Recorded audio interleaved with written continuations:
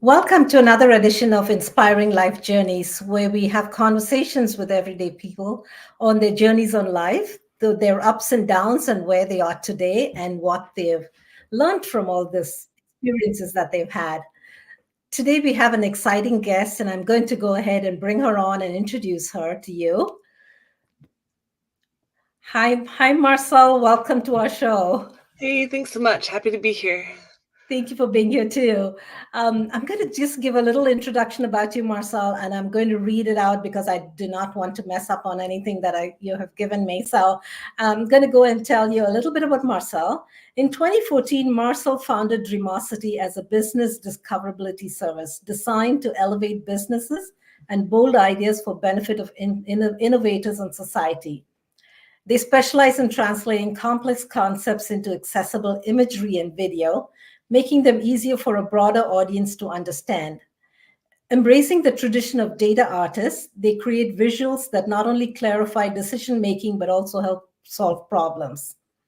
Their collaborative approach with clients ensures their best ideas are represented throughout engaging original visuals that share information, explain relationships, and tell compelling stories. They have been educating others on advanced visual tactics and go beyond the traditional methods. I hope I got that right, Marshall. Marshall, thank Yeah, you. that's wonderful. Thank you. Okay, great. Our inspiring life journey is all about your life experiences, and I usually like to start like right from the time you grew up to where you are today, because I think your journey in life at each stage really molds you into the person you are, and you've learned so many things along the way. So, if you don't mind, if you would like to share, what was it like you when you were growing up, and where did you grow up, and tell us a little bit about that.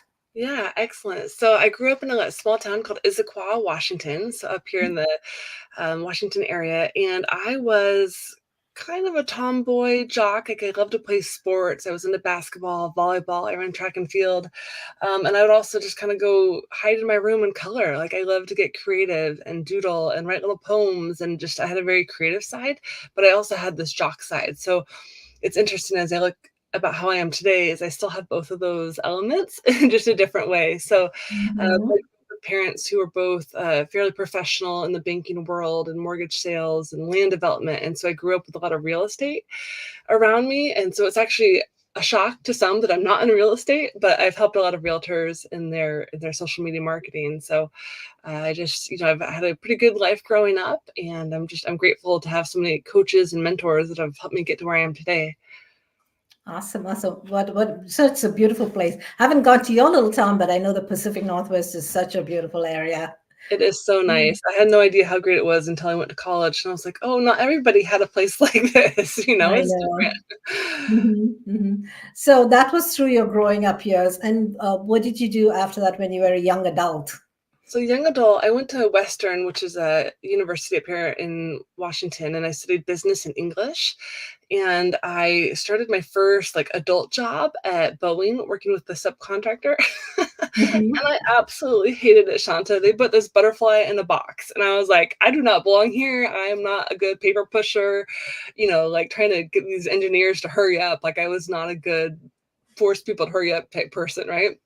So Mhm. I didn't last there very long, although I learned a lot about project management from being there and working on big projects. But I definitely have more of a creative spirit than just, sit up the projector and see how far late we are, on the project. Mhm. And so Mhm. I've actually traveled quite a bit growing up. I went to California a couple times. I went to Florida. I went to New York, and I came back to Washington State. So I feel like I've hit all the corners at least. And yeah, I've had just a really, really diverse career in terms of my clientele. So Mhm. I guess I was pretty young when I started Dreamocity, but I'd asked my dad, I was like, Dad, isn't there a company out there that just helps people, build their dreams and help them, make their dream a reality?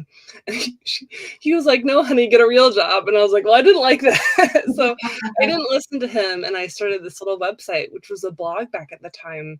And I got my first client who just wanted to put her photos on websites, because she was a photographer. And she's like, how do I put Mhm. it on this thing called the internet? And I'm like, here, let me show you. So it was really fun. Wow, that's great. So you knew right from at that time that that was what your calling was and that what you wanted to do. Yeah, Is yeah. that when you really realized your creative side, or did you know about that even when you were growing up? I kind of knew about it when I was growing up. I didn't understand. So I would say I'm kind of in the industry of marketing, and marketing is such a creative, but also analytical. And that's where I get to be artsy. I get to be creative, but I also have to have the insights and understand the dashboards and the KPIs and understand different parts of a campaign. So I really get to use both sides of the brain, I would say, which I love because I am a very Mhm. creative person, and I've been writing some books, and that's just been a fun thing. And my newsletter is almost kind of morphed into like a magazine, which has been a really fun way to take my old hobby of scrapbooking and turn it into basically a visually delightful experience for my readers. So that's kind of been fun. Yeah, I saw your magazine. It's pretty cool. Really Thanks. great content in it, and you've laid it out beautifully. Thank you. Oh, I appreciate that. Yeah. Now, you mentioned about having to have both the creative side as well as the businesses, those types. That was pretty insightful at such a young age to even think about things like that. So, was it your upbringing or your educational that kind of led you to, okay, this is what I really want to do? Or is it just your upbringing in your family? Yeah, so my dad was a banker, and for me, in order to earn my allowance, I had to track every purchase, whether it was, basketball shoes or soda can or, food with friends. Like I had to track everything to earn my allowance. And so I started out tracking really young. I kind of got away from that as I got older. But he at one point he's like, Marcelle, if you're gonna run a business, you have to be really good at numbers. And I was like, shoot, I'm not good at numbers. I'm an artist. How do I get good at it? And at the time I was in California, and there's actually, like I'm sure you know of hypnosis, but there's a way you can actually repattern your brain to love the numbers. Because I Hmm. used to say like, oh, I hate the numbers. And now I'm like, I love the numbers. Like I want to play with them. I want to understand them. I want to be able to explain them to other people. And so I literally hired someone for like $300 at the time to rewire my brain to be more accepting of and more willing to look at the numbers. And so anytime I have a client that's like really stuck on something, I'm like, can we use hypnosis to have that breakthrough? Because our brains can mold and shift if we really want the change. So there are some shortcuts out there, which I think are pretty clever. That's awesome. That's Yeah. great. That's great.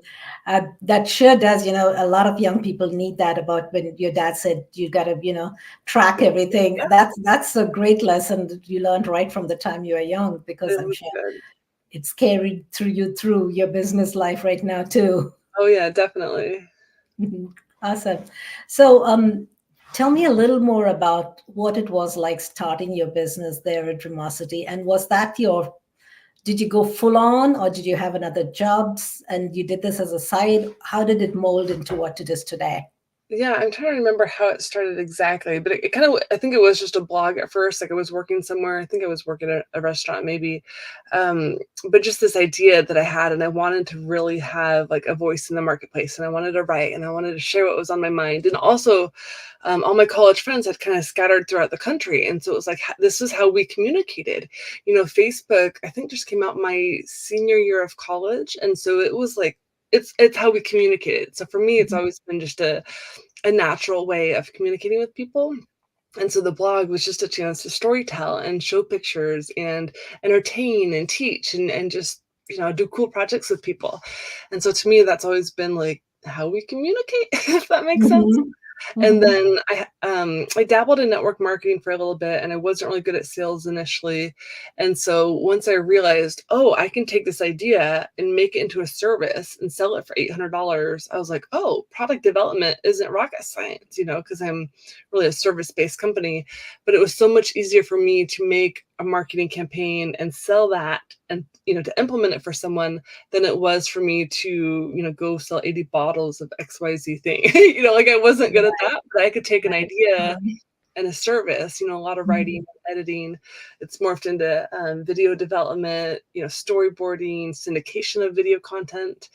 And it's really shifted a lot. And part of it's just listening to people, knowing what do they want, what do they need. Mhm. Social media as an industry when I started was pretty tiny, and it's exploded, and it's been so fun to see its change and how it's kind of gotten good, it's gotten bad, it's gotten everywhere in between, and there's a lot Mhm. more good that people can do when they leverage the internet. So Right, right. fun to be in that And space. Yeah, yeah. You probably had some really great interactions with your clients during these years. Oh my goodness. All my clients, I would say, are at least 20 years older than me. They're wise, they're smart, they're dynamic. And so all my clients become like mentors and teachers for me. And so I've always had a really, sophisticated audience, but maybe they were Mhm, like hesitant on video or hesitant with the tech, but they had wisdom, they had books, they had courses, they had a message. And that's mhm. what I really tried to help what I call a remarkable leader, and people who have a vision bigger than their skill set, and they're leading a community, but they need help with how do they really navigate these new platforms that are popping up left and right. And it's been really fun just to help amplify their messages across the country. So, That's awesome. That's yeah, awesome. So now, how has this grown to where you are today? And then before we do that, I think I'm going to ask you to really tell everybody what exactly Dreamocity is and what you can offer and what you really, bring to the world with your business. yeah, excellent. Thank you. So dreamocity.com, it's a word mash of dreams plus curiosity plus generosity. And it's how can we Mhm, use our minds and our imagination to be more creative and generous in the world? mhm, And what I love to do is really help people create and take their ideas and turn them into social media campaigns, sometimes books, sometimes courses. And so what I really do is help them organize and optimize their body of work. So again, I'm working with very wise people, people with knowledge. They have a body of work, but maybe they don't know what to do with it. They're like, I have all these mhm, videos or I have all these, half-baked articles. And it's like, how do I turn it into a program or a retreat or a solution that the marketplace can then enjoy and really understand? And so it's a combination of working on Instagram, on Facebook, Pinterest, YouTube, sometimes other platforms like LinkedIn. But really, it's how do we take that message and move it further? And so there's a lot of ways, whether it's advertising or video syndication or collaboration or, writing and just, creating new programs. And so there's a lot of ways that I can help people navigate. And then the visuals, there's a lot of, I always feel kind of bad when people create great content and it's like stuck on page 82 of a book. And you're like, what if they never get to page 82? And so I'm always trying to bring the best information put it in the forefront with like infographics, instructive graphics, anatograms, or more complex and visually stimulating and useful designs, especially things that like you'll see on Pinterest. And so, but they don't always know that that's there. So I have to pull this genius out of their head and help them create content. And I've tackled topics like humor and healing and organizing. And there's just a lot of topics out there that you really have to do that work of massaging the information to make it easily digestible by the marketplace. And so I love it when people have cool problems because I'm like, ooh, how can we make this, gorgeous and useful? Does that make enough sense there? I don't know where she went. A Looks lot like of we them lost. probably come to you with not knowing what the next steps or what to do to really enhance their business. Yeah, yeah, and it's a combination of knowing, okay, if I write this blog or if I do this video, but then how do I make the sales, right? So it's connecting the information to the sales process or to the marketing campaign. And so when I wrote in 2017 a book called Financial Joy, I actually took the net profit, that financial document, which is not very exciting to look at first glance, and I turned it into like a storytelling wreath where it kind of shows based on all these actions, all these behaviors that we either take or don't take. At the end of the month, there's a net profit.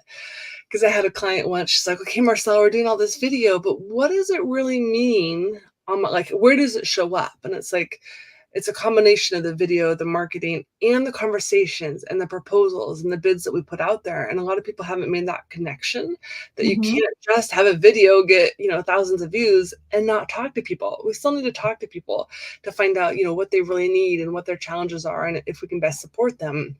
And so it's looking at that combination of how do we leverage our social network, but also care about them in a remarkable way that we can really provide solutions that are useful for them. So mhm. it's kind of fun. I like it. Yeah, it is. It is. It seems a lot involved on your part, to really get to know their business, to really be able to. Yeah, it really is. And sometimes I'm on a team with 5 people, and sometimes it's just me and the client. It really depends on the project. But the Mhm, idea is marketing tactics from other industries can be extremely useful for theirs, and they may not know of these other campaigns. And so I've had access to so many various campaigns over my time where it's like, I'm pretty good at finding quick ways to solve problems, and who doesn't like quick solutions, right? I know, I know. In this age and day and age, right? Everybody wants instant gratification here. Yeah, So, yeah. Why not? mhm. And so, who would be an ideal client for you that who can reach out to you? But who would that be?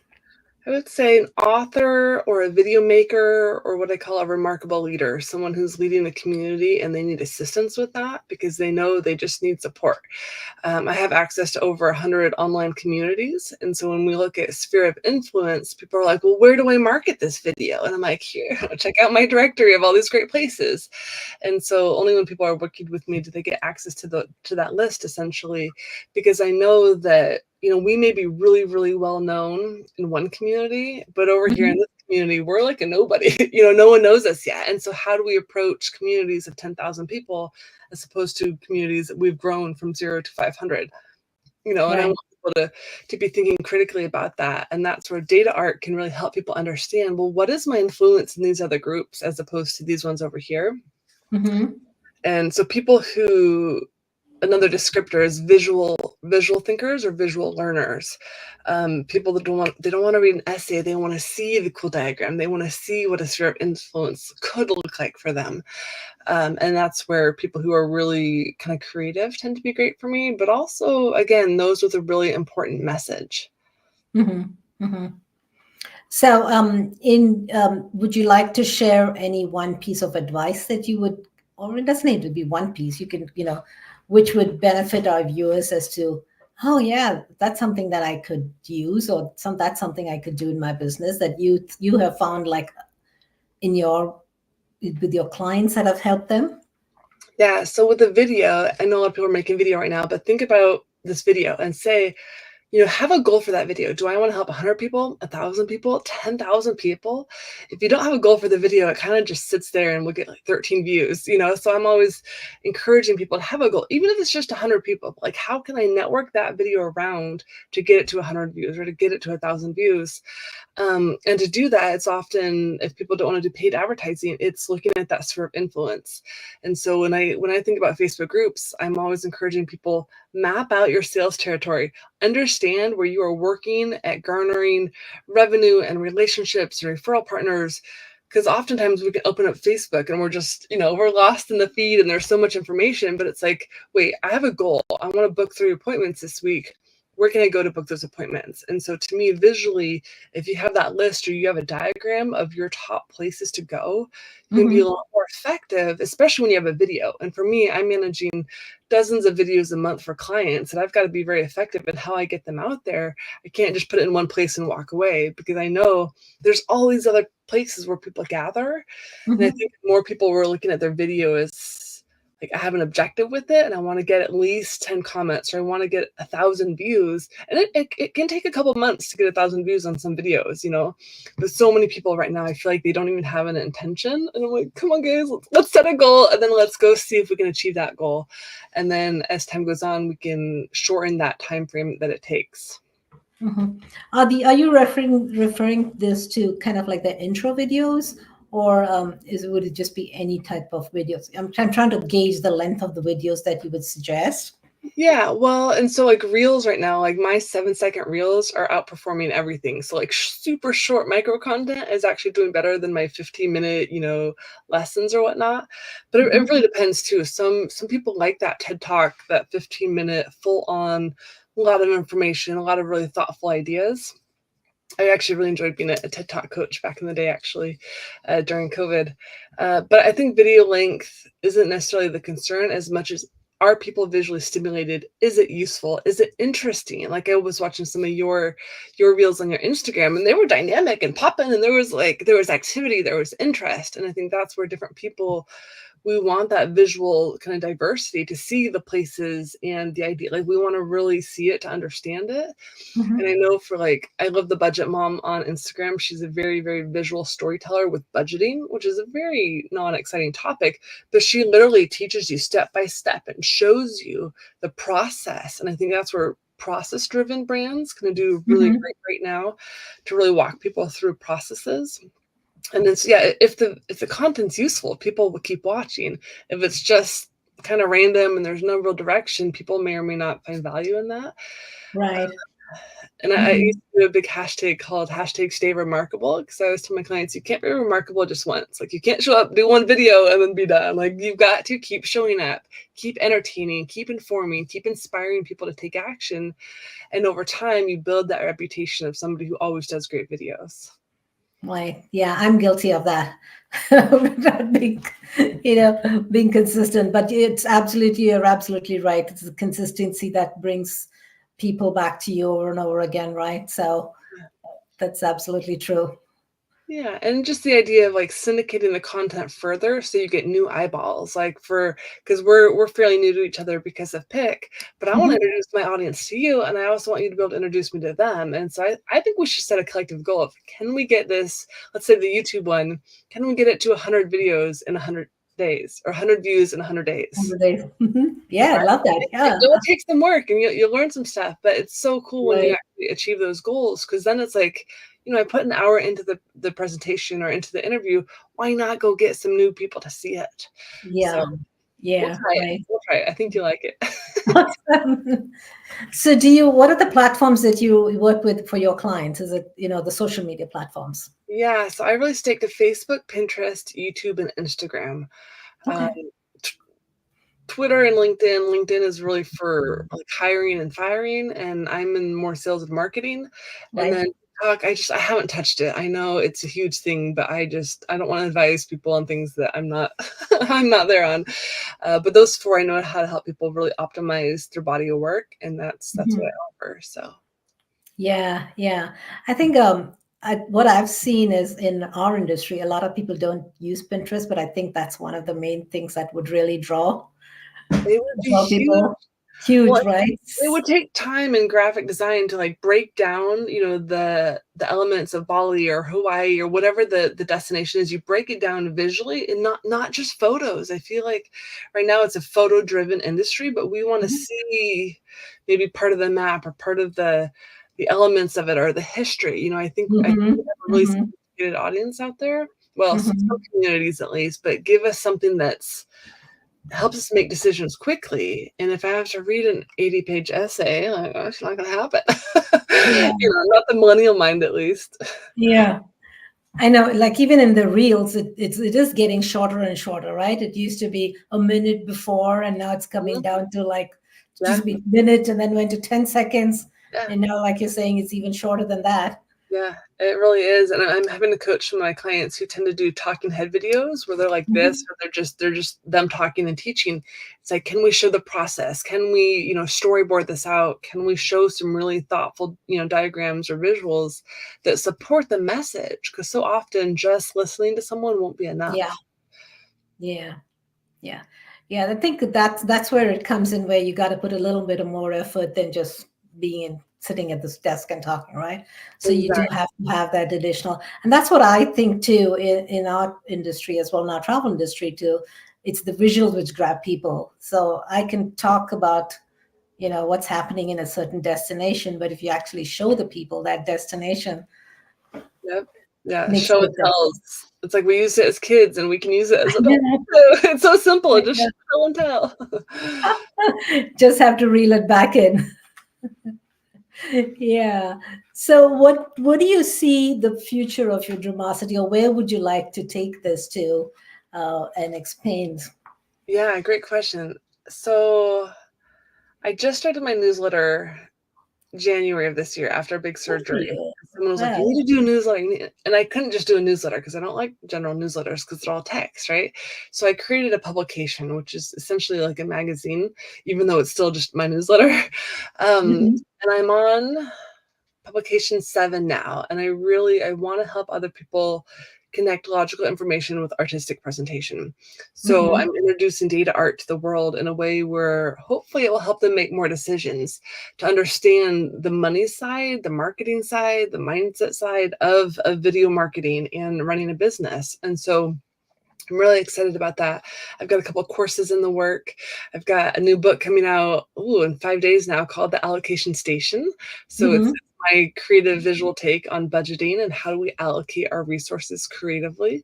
So where it can really shift the conversations between business partners or parents and kids, maybe even friends, because I think that our country in general overspends and under earns. That's why, like the Yeah. debt in our government, like there's challenges, right? And so Mhm.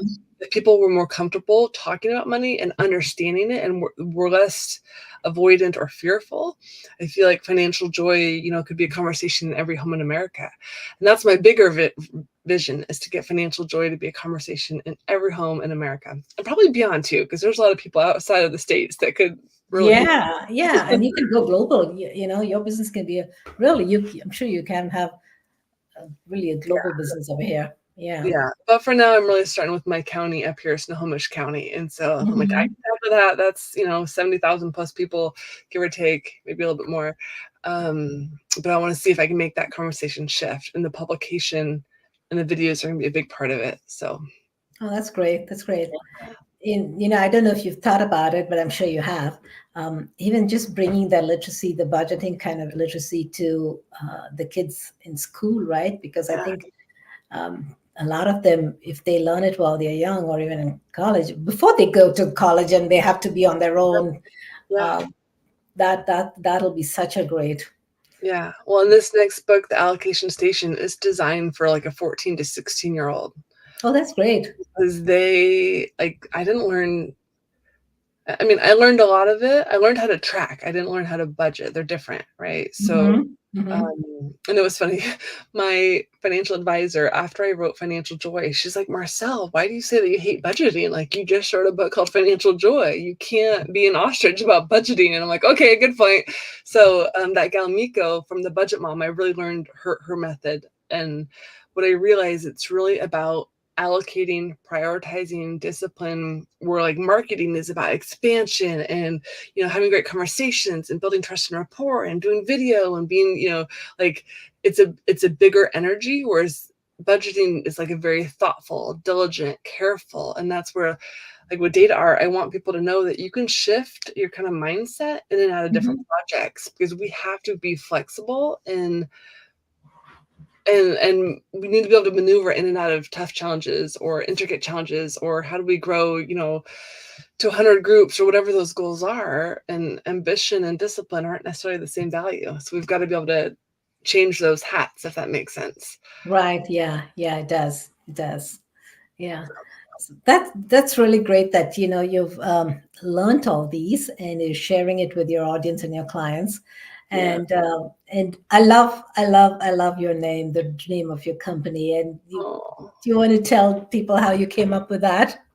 Well, so let's see. I'm trying to remember exactly how it was. I had read a book called Turning Passions to Profits from a guy named Chris Howard. He was actually the big NLP person I followed for a while. And he really taught me that our brain is like a search engine. And if I say, hey, how was your day? Like, you might tell me. But if I say, hey, what was good about your day? You're then going to focus on what was good about your day. And so curiosity is the core, like, kind of value at Dreamocity, because I want people to ask such great questions that they can build their team. They can make the marketing campaign. They can be confident on video. They can make the tough budgeting conversations or cuts. They can, I don't know, call you up and book a trip somewhere beautiful. Like that resourcefulness we're not taught in Mhm. school. And so to me, that starts with curiosity. And the negative side of curiosity is, well, what's wrong with me? What did I do wrong? How come I keep making this mistake, right? Because we can very quickly put ourselves into a spiral of despair and sadness and depression. And I'm like, no, let's use questions for good. And so when I first started doing blogs, and if you were to go back on my YouTube channel, I have a whole playlist. It's called For Remarkable Leaders, but they're thoughtful questions that kind of just shift your mind just a little bit in the right direction toward building a dream or toward being a great leader. And then the word generosity is just really, I have a big heart. I want people to be able to, if their goal is to give $1 million away in their lifetime, let's figure out how to do that. And so I think technology, it's so powerful and so cool. And if we use it for a good purpose, Mhm. we're gonna add value to the marketplace, and that's the ultimate goal is let's do marketing for good. Let's teach for good. Let's do art for good. Let's do travel for good, and there's a lot of opinions on what's good, but to me, I wanted to make, put my little dent in the world and have, contribute in some way. And so that's actually one of my data art projects is called Circles of Contribution. When you look at those spheres of influence, like how am I contributing to this circle or to this group this week? Because not every day can we, add a ton of value in all these places. But if we plan it out, we can actually have a major impact. Yeah. So Yeah. yeah, and then yeah, it's just it's grown as my clients have had needs. They're like, hey, can you edit this video? Oh no, we're gonna figure it out. Like anytime someone has this idea, I learn, I figure it out, I hire other experts to help, I bring on other team members. And so it's really, again, not just wanting to help somebody sell more homes or sell more, shoes or mascara, but like, what is your dream? Like, if you were to shift your industry for good, what would that look like in 5 or 10 years from now? And so it's definitely for that ambitious person who's like, yeah, I'm going to take on the world and make it better. I love Mhm. those books. I'm like, let's dive in. There's a lot of little projects here, but there's so much creativity and resourcefulness in the world. Why not bring those great people together to make Right. magic happen? Yeah. I love that. Yes, it was. Did you say circle of contribution? Was that what you said? Circles of contribution, yeah. Yeah. Yeah. And contribution is many ways, right? Yeah, oh It's, yeah. Well, it's and just. sometimes we're on the receiving end, and I feel like Mhm. so many people aren't good at saying, "Hey, I need help," and we've gotta know how to say, "Hey, I need help," and that's okay, right? So sometimes we're receiving it, and sometimes we're gifting it. Yeah.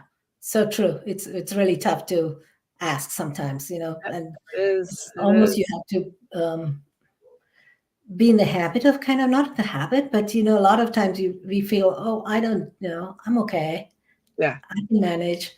yeah, Uh, but asking for help is something that people is a big plus for people. yeah, and I think Yeah. that's where the conversations and the scripts around, like, even friendships, like, if you were to say, "Oh, I'm okay." "Okay, how would you like to be? How would you like to feel? What would make you happy right now?" So just shifting from, like, don't get them to tell the sob story because that may or may not help them. Although at Laugh Tech, we do some rants where we let people kind of bitch for 3 minutes and then we go, Mhm. okay, rave. And then you have to go into praise and like gratitude and rave about something. So there's a time and a place to peek into that anger, but in general, in business, it's not the main mode, right? Like I'd rather just move people toward curiosity as Uh-huh. opposed to, the whole sob story. Awesome, awesome, great information, Marcel. Yeah, Um, thanks. yeah, before I have people, give out your contact and how they can reach you, I'm just going to ask you a couple of fun questions that I ask everybody before Cool. I, yeah. And since I'm all about travel, and Mhm. the journey of your life it is a journey, right? Your life journey, Yeah. from the time you're young till now. So, what are some of the favorite places that you've been to, and what do you like about them? Yeah, so I went to London when I was 16 with a basketball team, and we got a Nice. tour, like, Scotland and England, and play basketball against women who are 40, which is funny because 'cause I'm now in my 40s, but as a 16-year-old, to see Big Ben, to see, all these amazing places, and to be making these Mhm. friendships, to me, it's like, oh, if you're gonna travel, travel with friends or t travel to make friends. So that was pretty special. And then I went to Peru a couple years ago to help make a documentary for a local charity in a school. And so that was really fun. Although I was not prepared because I do not speak Spanish very well. So I was very challenged. But I love being there. It was a really Yeah. Oh, great how fun. experience. Oh, Yeah. you should send me the documentary link so that I can see it if you Yeah. have Yeah. it. Yeah, Sure. that'll be great. Both great places. Love London and Peru. Yeah, awesome places. Um, if money was an option, or if where you'd like to go next, or where would you want to go, where would that Probably be? Australia or New Zealand. Those have been on my bucket list for a while. And I was watching your interview with Casey, and he was talking about Australia. I'm like, oh, I want to go. Apparently, he's been there a bunch, and so I like the idea of getting over there. And it just hasn't happened yet, but it will happen soon. It will. Yeah, it will. That's Yeah, awesome. That's great. That's awesome. Yeah. So, Marcel, if people need to reach out to you, what is the best way to do that? And what do they get from reaching out to you? Yeah, sure. So I would say anybody can go to dreamocity.com and maybe spend 5, 10 minutes, just poke around. There's books, there's courses, there's articles, there's a lot of really cool things that you could find on dreamocity.com. And then I'm offering data art demos. I want to make, again, financial joy a household name, which is more about how do we earn the money as opposed to how to invest it. I'm not an advisor, but I want to do data art demos because the more I practice with different people with their data set, and if you don't want to use your own data, I have some mock data that we can look at. And so if you're like, I don't know this gal, I'm not sure I trust her yet, I have mock data, but I'm looking to get different experiences so I can better market data art into the world. So dreamocity.com/schedule. If you go there, there's like a 15-minute one. If you just want to do a quick conversation, you can do that one. But if you want to do a data art demo, pick the 60-minute slot. And I would love to introduce data art to you in a one-to-one as a gift. Oh, So that's awesome. That's yeah. great. Wow, imagine spending an hour of time with you to show you all what's possible in your world. Yeah. So that's a great offer. Yeah. So everyone, the link is down at the bottom. It's dreamocity.com/schedule. Do reach out to Marcelle. Just get to know her. As you can see, she's fun and she's got a lot of knowledge to share about not only about your business, but also what you can do to improve some of the things that are much needed. So yeah, do reach out. Any final thoughts or words you would like to give Marcelle about anything at all? Sure. So the tagline on Financial Joy is know the data behind your dreams. And I really encourage women, especially in business, to know the data behind their dreams. And anytime you're like, "Ooh, I don't understand," or you get stuck, or maybe you're frustrated, or you're kind of hesitant, I want to encourage you to lean in with curiosity and then grow your literacy around that topic, whether it's stocks, whether it's budgeting, whether it's marketing and sales plan, whether it's video analytics, whatever that number may be, get curious. So then you're at the point of being capable.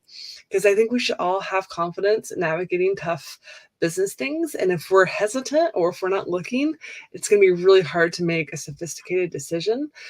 And I'm excited because in the next book, I say you're choosing the data behind your dreams, because as we budget, we're literally choosing to allocate for travel or to allocate for, real estate properties, or to allocate for a social media manager, or to allocate for, a better video setup.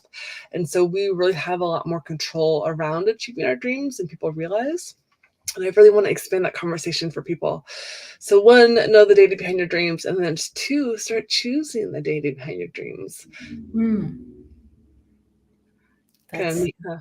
Yeah, that is kind of neat. Yeah, knowing it and then choosing the one and that's where you come in, right? So that's where you would help support them and yeah. And if you don't know what all that means, just reach out, schedule time, because I would love to. I know it can be an intimate thing, but one-to-one, especially with marketing, that's how we make the bigger budget. So we can go to Australia or we can go travel the world. But if we don't have a way to generate that revenue, we don't have a placeholder for it, it tends to just kind of fall through the cracks, and we don't want to waste, right?